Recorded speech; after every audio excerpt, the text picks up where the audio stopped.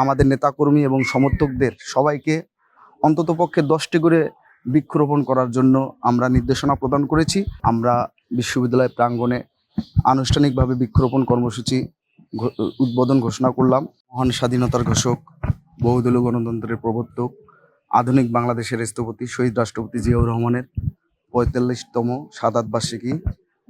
আমরা শহীদ রাষ্ট্রপতির আজকের এই দিনে শহীদ রাষ্ট্রপতিকে গভীর শ্রদ্ধার সাথে স্মরণ করছি এবং তার অম্লান স্মৃতির প্রতি শ্রদ্ধা রেখেই আমরা বাংলাদেশ জাতীয়তাবাদী ছাত্রদল ঢাকা বিশ্ববিদ্যালয় একটি বৃক্ষরোপণ কর্মসূচি গ্রহণ করেছি। আপনারা জানেন, আমরা ইতিমধ্যেই আমাদের আদর্শিক অভিভাবক, যাকে কেন্দ্র করে বাংলাদেশের স্বাধীনতা আবর্তিত হয়েছিল, শহীদ রাষ্ট্রপতি জিয়াউর রহমানের সমাধিতে আমরা পুষ্পস্তবক অর্পণ করে, দোয়া করে, মোনাজাত ধরে আমরা বিশ্ববিদ্যালয় প্রাঙ্গণে আনুষ্ঠানিকভাবে বৃক্ষরোপণ কর্মসূচি উদ্বোধন ঘোষণা করলাম।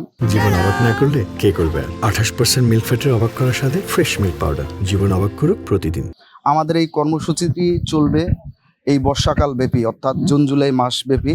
আমরা ইতিমধ্যেই আমাদের নোটিশের মাধ্যমে আপনারা দেখেছেন যে আমরা আমাদের নেতাকর্মী এবং সমর্থকদের সবাইকে অন্ততপক্ষে 10টি করে বৃক্ষরোপণ করার জন্য আমরা নির্দেশনা প্রদান করেছি। এবং শুধু বৃক্ষরোপণ করার মধ্যেই আমাদের সীমাবদ্ধতা রাখলে হবে না। এই বৃক্ষটি রোপণ করার পর পরিচর্যার মাধ্যমে কিভাবে বৃক্ষটি একটু পূর্ণাঙ্গ বৃক্ষ পরিণত হয় সে ব্যাপারেও আমরা সজাগ থাকার জন্য নির্দেশনা প্রদান করেছি।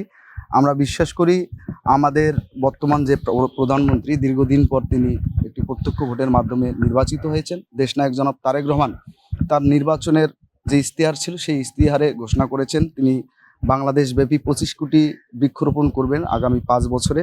তারই ধারাবাহিকতায় আমরা আজকের এই কর্মসূচিটি হাতে নিয়েছি। আমরা বিশ্বাস করতে চাই যে আমরা প্রকৃত অর্থেই যদি 25 কোটি বৃক্ষরোপণ বাংলাদেশে আগামী 5 বছরের মধ্যে করতে পারি, তাহলে আমরা প্রকৃতি রক্ষায় যেমন আমরা অবদান রাখতে পারবো, একই সাথে বাংলাদেশের বিদ্যমান যে পরিবেশ এবং জলবায়ু সংকট, সেই সংকট মোকাবেলায় আমরা ভূমিকা রাখতে পারবো বলে আমরা বিশ্বাস করি। আবারও আপনাদের মাধ্যমে সবার কাছে শহীদ রাষ্ট্রপতি জিয়াউর রহমানের আত্মার মাগফিরাত কামনা করছি। একই সাথে আবারও তার অম্লান স্মৃতির প্রতি শ্রদ্ধা রেখে আজকের এই কর্মসূচিটি শুভ উদ্বোধন ঘোষণা করছি। ধন্যবাদ সবাইকে।